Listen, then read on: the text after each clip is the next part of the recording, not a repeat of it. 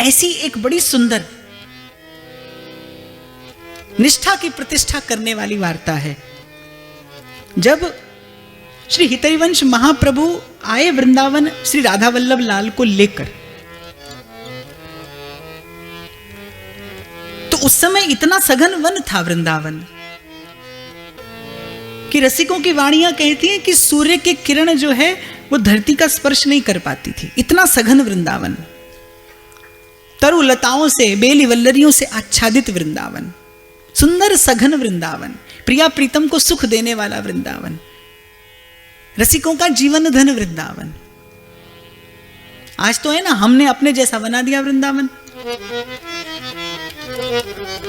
आज वृंदावन में तरु लता का तो दर्शन भी नहीं होता, आज वृंदावन में रज का सुख नहीं है, आज वृंदावन में रुख का सुख नहीं है। वृंदावन की रज और वृंदावन के तरु लता ही तो वृंदावन का भजन रस देते हैं। और अपने शहर से आपने कर दिया वृंदावन। या फिर ऐसा कह लीजिए कि जीव अधिकारी नहीं रहा तो वृंदावन ने अपने उस सुंदर स्वरूप को छिपा लिया इस आवरण के पीछे।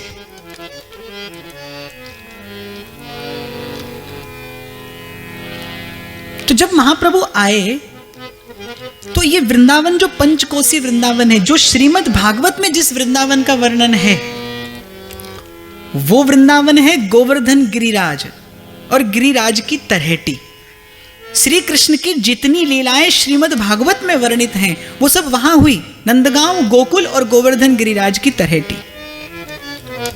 आज तो यहां एक कदम्ब के वृक्ष पर वस्त्र बांध दिए और हो गया चीरघाट, बोले यहां ठाकुर जी ने गोपियों के वस्त्र चुराए थे, जबकि सत्य ऐसा नहीं है। वृंदावन कौन सा? राधा कुंड, कृष्ण कुंड, गिरि गोवर्धन और मधुर मधुर वंशी बाजे, यही है वृंदावन। वो वृंदावन जहां श्री ठाकुर जी की नैमित्तिक लीला संपन्न हुई। तो ये वृंदावन उस समय ऐसा था कि दिल्ली के बादशाह का भी आधिपत्य इस पर नहीं था। इस वृंदावन के निकट एक छोटी सी गढ़ी में एक दस्यु भील राजा रहता था, नाम था नरवाहन। अत्यंत क्रूर हृदय, लूट पाट हत्या, यही जिसका जीवन, और वीर भी ऐसा कि उसकी छोटी सी सेना के सन्मुख बादशाह की बड़ी विशाल सेना नहीं टिक पाती थी। माने इस पंचकोसी वृंदावन पर आज तक किसी यवन बादशाह का आधिपत्य नहीं हुआ। जब श्री महाप्रभु जी आए, श्री जी की आज्ञा पाकर और राधा वल्लभ लाल को मदन टेर पर विराजमान किया, तो नरवाहन के एक सेनापति ने देखा कि भाई कोई गृहस्थ है।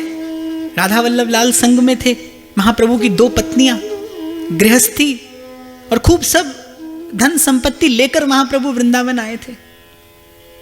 तो सेनापति ने आशंकित चित्त से जब महाप्रभु को वहां से हटाने का प्रयास किया और महाप्रभु के निकट आया, तो महाप्रभु को देखकर महाप्रभु के रूप, शील और गुण पर मोहित हो गया। चाहकर भी महाप्रभु से कुछ कह नहीं पाया, लेकिन उसने मन में विचार किया कि राजा नरवाहन को इसकी सूचना अवश्य कर देनी चाहिए।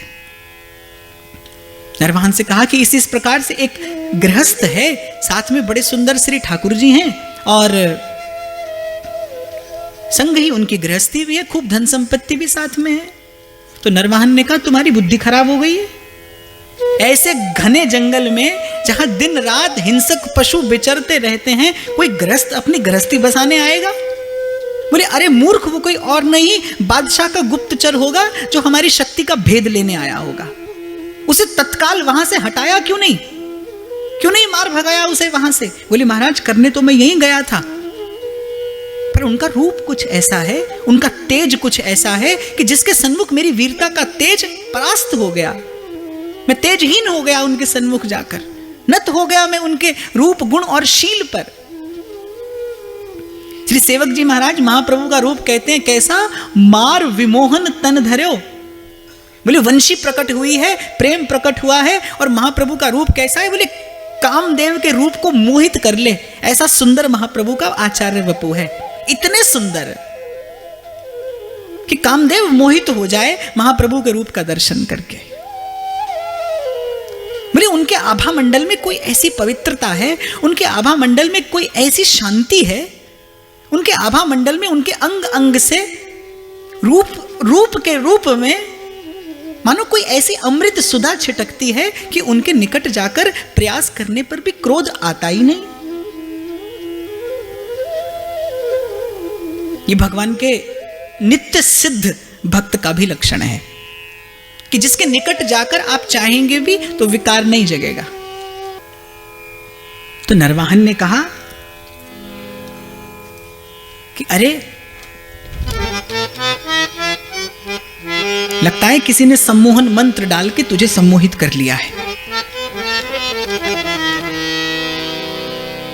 जो इस प्रकार की अनर्गल बातें बक रहा है। मुझे संग लेकर चल, मैं देखता हूं कौन है। तो नरवाहन ने कहा कि मुझे संग में लेकर चलो, मैं देखता हूं कौन है।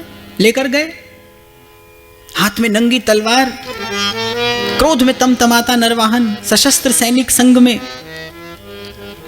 और जब मदन टेर पहुंचे तो श्री महाप्रभु जी उस समय अपने कृपा पात्र नवलदास जी के संग बैठे वृंदावन के स्वरूप की चर्चा कर रहे थे।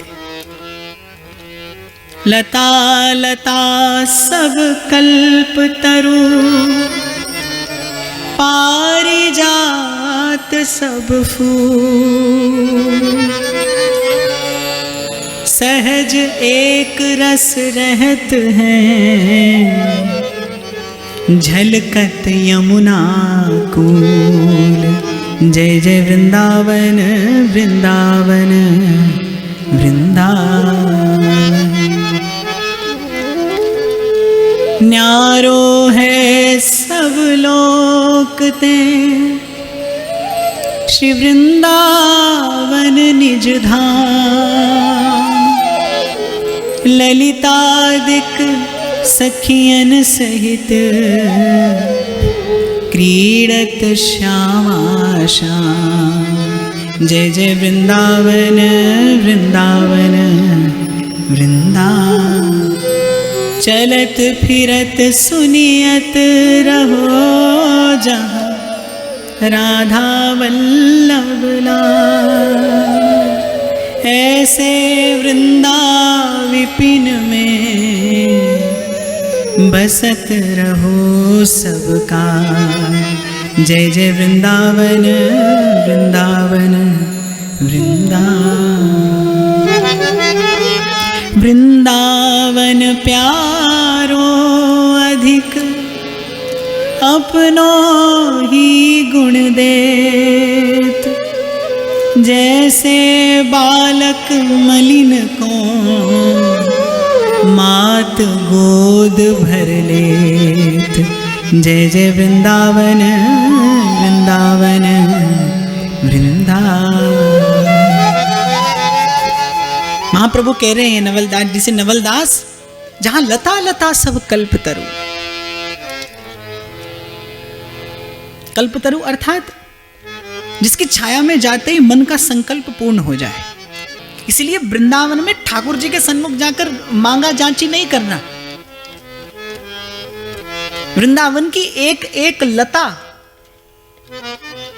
अद्भुत अद्भुत कामनाओं की सिद्धि करने में सक्षम है, समर्थ है। तो महाप्रभु के मुख से निस्सृत वृंदावन की ये अमृतोपम महिमा देखो। कथा तो कैसी है कि कौवा भी सुनाता है तो मीठी लगती है। कागभूसुंडी जी राम कथा कहते हैं और गरुड़ जी प्रभृति भगवत पार्षद आकर उस कथा का आस्वादन करते हैं। तो हरि कथा तो ऐसी है कि काग भी कहे तो मीठी है, मधुर है। और फिर जब स्वयं श्री महाप्रभु जी स्वयं प्रेम अपने मुख से वृंदावन की महिमा कह रहा हो और सुनने वाले के हृदय में सुनते सुनते वो रूप प्रकट हो जाए तो कैसा आश्चर्य। जैसे जैसे महाप्रभु की वाणी नरवाहन के कान से हृदय में उतरी, नरवाहन को लगा कि जैसे जन्मों की निद्रा से, विषय निद्रा से उसे कोई जगा रहा है। नरवाहन को लगा कि जैसे जन्मों से सोया था मैं, किसी गहन अंधकार में जग रहा हूं धीरे धीरे।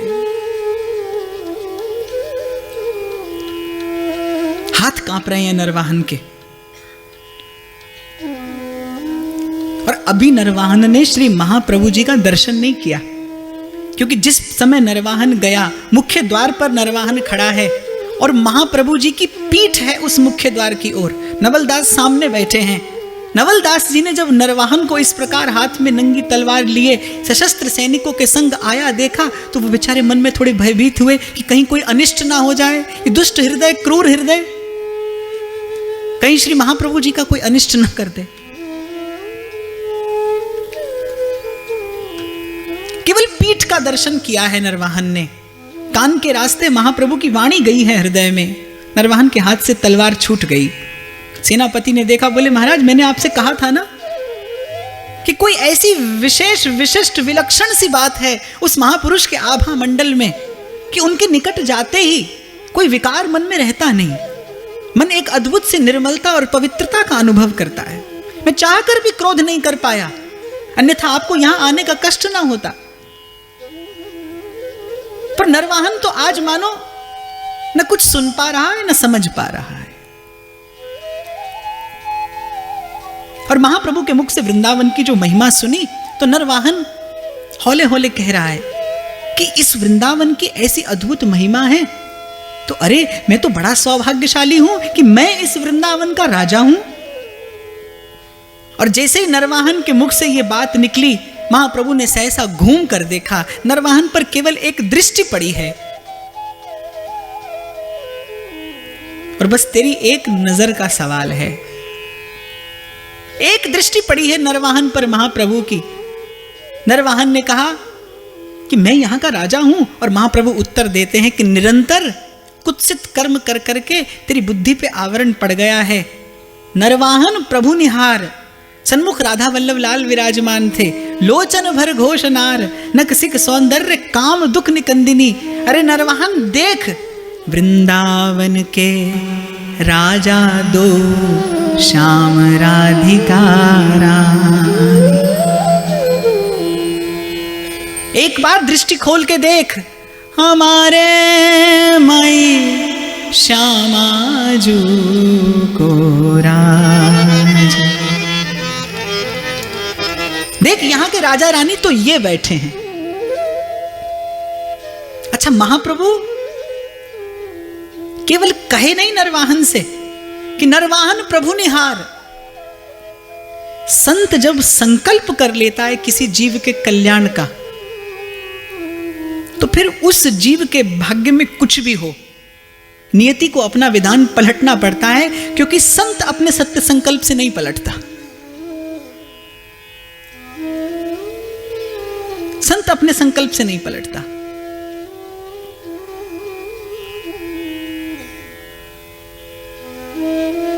महाप्रभु वृंदावन के भाव रस में डूबे थे। नवलदास जी से चर्चा हो रही थी, उसी समय नरवाहन आया। उसी वृंदावन की भाव माधुरी में डूबे डूबे महाप्रभु ने सहज कह दिया, अरे नरवाहन देख, यहां के राजा रानी ये बैठे हैं। और केवल कहा नहीं, देख, ये कहकर मानो इस शब्द के साथ साथ उस पर शक्तिपात भी कर दिया। महाप्रभु के कृपा करने के भिन्न भिन्न लक्षण हो सकते हैं। महाप्रभु स्पर्श से कृपा कर सकता है, महापुरुष स्पर्श से कृपा कर सकता है, महापुरुष अपने दृष्टिपात से कृपा कर सकता है, महापुरुष अपने संकल्प से कृपा कर सकता है, महाप्रभु शब्द से कृपा कर सकता है। तो महाप्रभु ने केवल कहा नहीं, अपितु शब्द के साथ मानो शक्तिपात कर दिया। उसके मन का कपट कपाट खोल दिया जो जन्मों से बंद पड़ा था, और अंतर में प्रकाश कर दिया सदगुरु के एक शब्द ने। सदगुरु मेरा सूरमा करे सबद की छो। बड़ी सुंदर बात कहते हैं कबीर, सबद बाण उर अंतर लागे,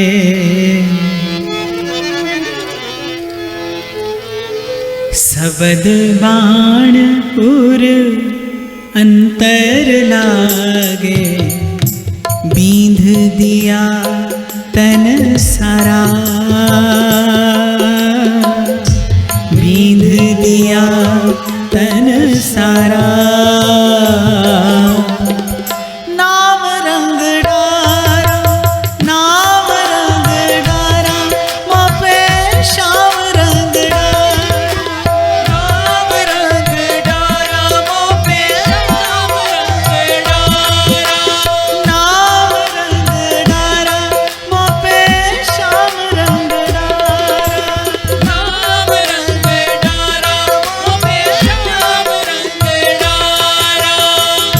सदगुरु ओ महाराज मोपे नाम रंग डार। सदगुरु हो महाराज मोपे नाम रंग डार। सदगुरु ओ महाराज मोपे नाम रंग डार। सदगुरु हो महाराज मोपे नाम रंग डार। सबद बाण उर अंतर लागे और बींध दिया तन सारा। और साहिब कबीर कौन रंग रंगया, रंगत रंग न्यारा। ऐसा रंग रंग दे जो कभी भी ना उतरे और धोबी धोए चाहे सारी उमरिया।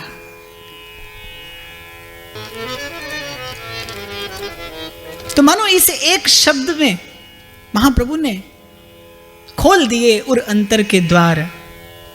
केवल कहा नहीं कि राधा वल्लभ लाल को देख, दृष्टि भी प्रदान कर दी। स्वरूप क्या है वस्तुतः राधा वल्लभ लाल का?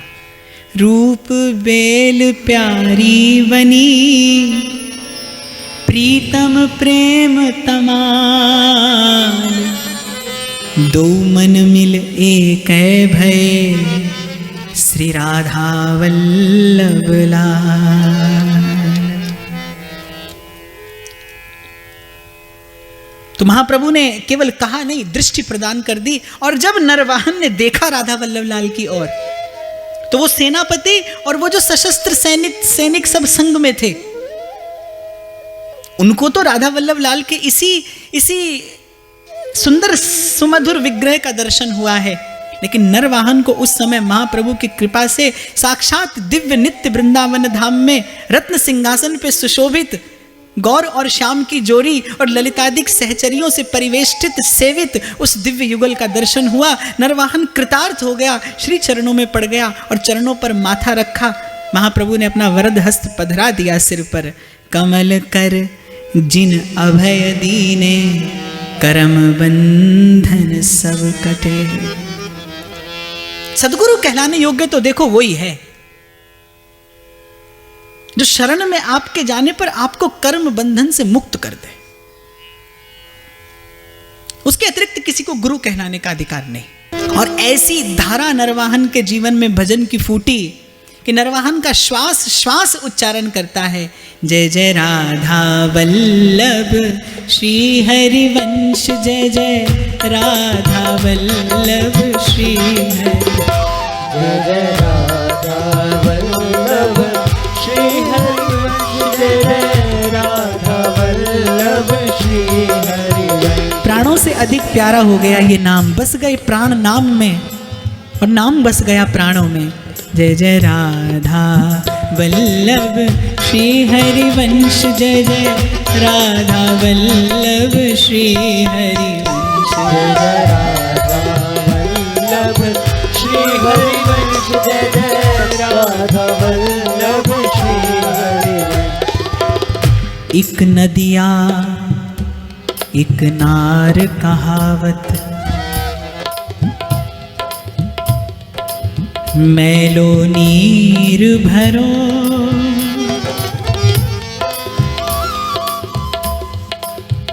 जब मिल दोनों एक बरन भय, सुरसरी नाम परो प्रभु जी मोरे।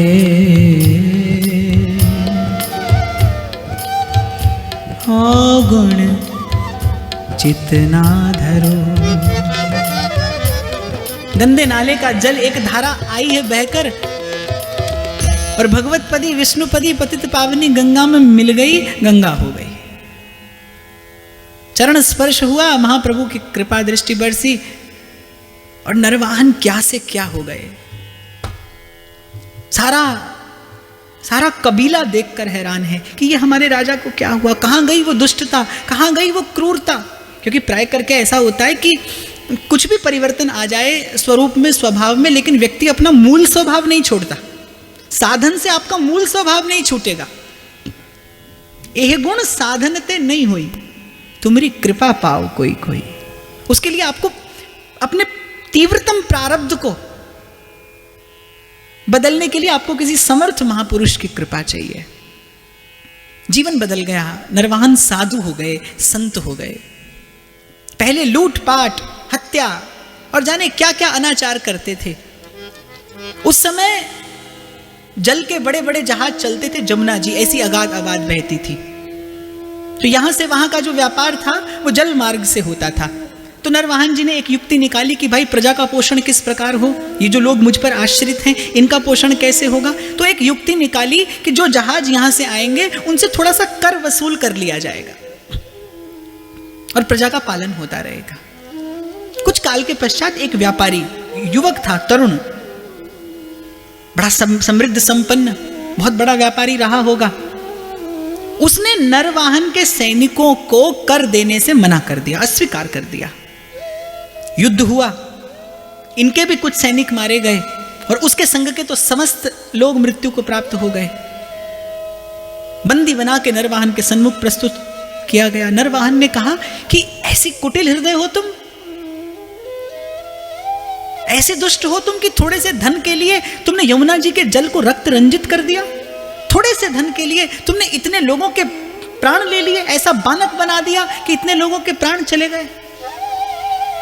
तो नरवाहन ने क्रोध में आकर कहा कि या तो इस धन से 3 गुना धन हमें मंगा कर दो, अन्यथा आज से 1 सप्ताह बाद तुम्हें प्राणदंड दे दिया जाएगा।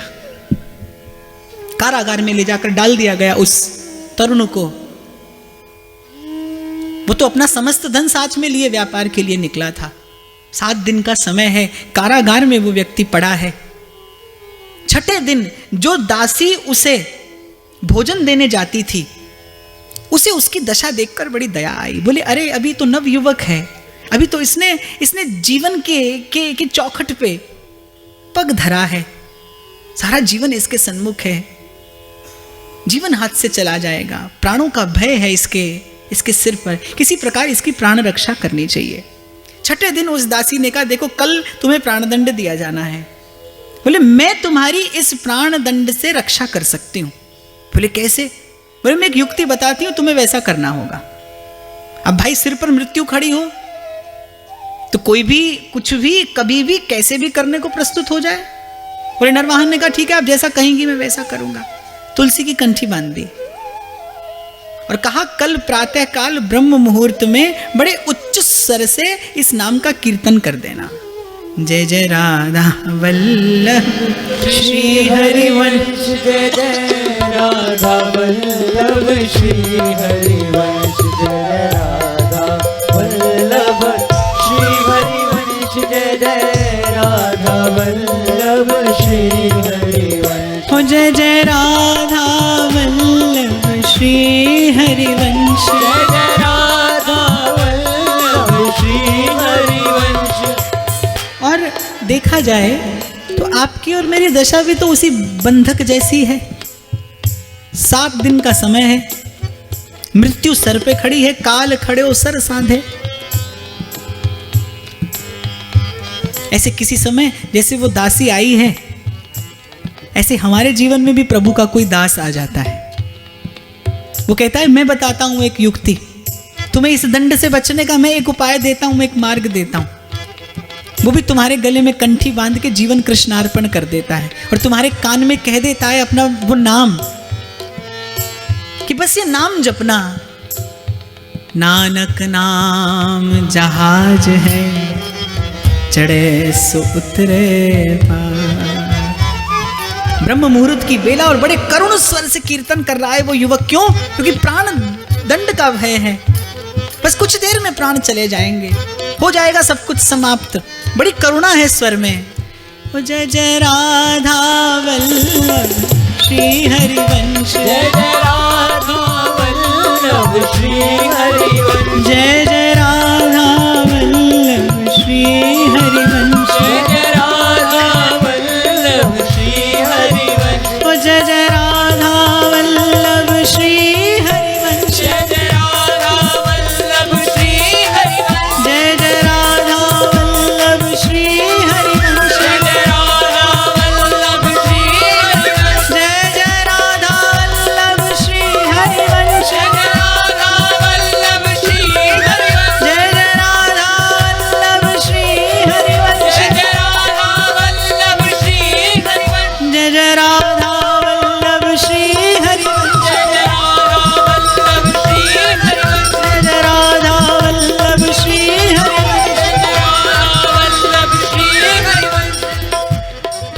का स्वर नरवाहन जी के कान में पड़ा। उस समय की ब्रह्म बेला की वो नीरव शांति।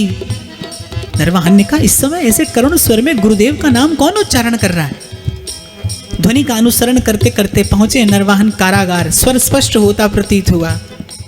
ओ जय जय राधा वल्लभ श्री हरिवंश, जय राधा वल्लभ श्री हरिवंश, जय जय राधा वल्लभ श्री हरिवंश, जय राधा वल्लभ श्री हरिवंश, जय जय राधा वल्लभ श्री हरिवंश। जय जय राधा वल्लभ श्री हरिवंश। कारागार में बंधक पड़ा युवक, अश्रु बह रहे हैं, दीनहीन सी वो दशा, जीरन पट अति दीन लट, करुणा भरी हृदय में स्वर से प्रकट हो रही है।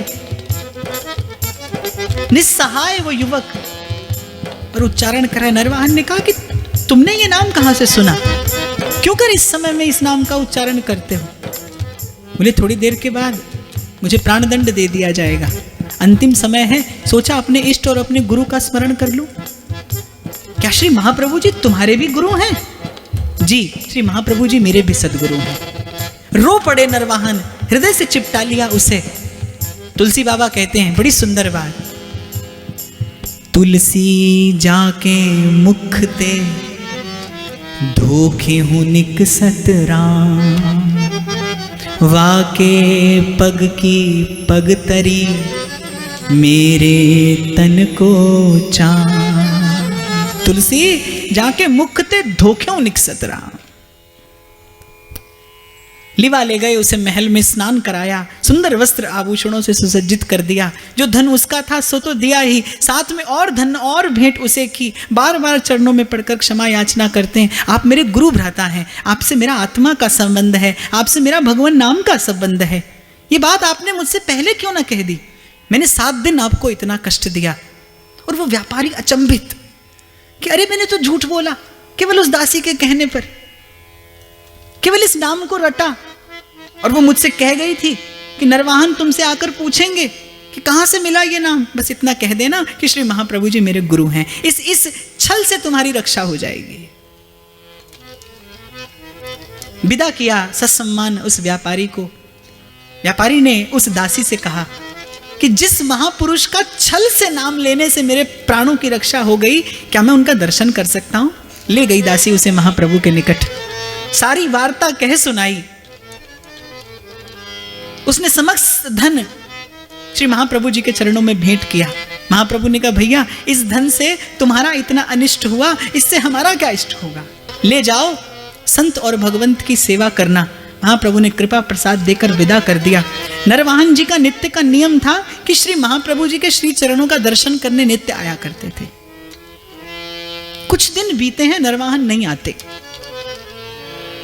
नरवाहन जी के मन में इतना संकोच है कि मैंने श्री महाप्रभु के श्री चरणों को साक्षी मानकर यह संकल्प लिया था कि अब मैं जीवन में हिंसा नहीं करूंगा। मैं अपने व्रत का निर्वाह नहीं कर पाया, इसलिए अपने सदगुरु को मुख दिखाने योग्य नहीं हूं। क्या मुख लेकर प्रभु के सन्मुख जाऊं? ये मैली चादर ओढ़ के कैसे द्वार तिहारे आऊं? क्या मुख लेकर उनके सन्मुख जाऊं? और यहां महाप्रभु व्याकुल हो रहे हैं नरवाहन से मिलने के लिए।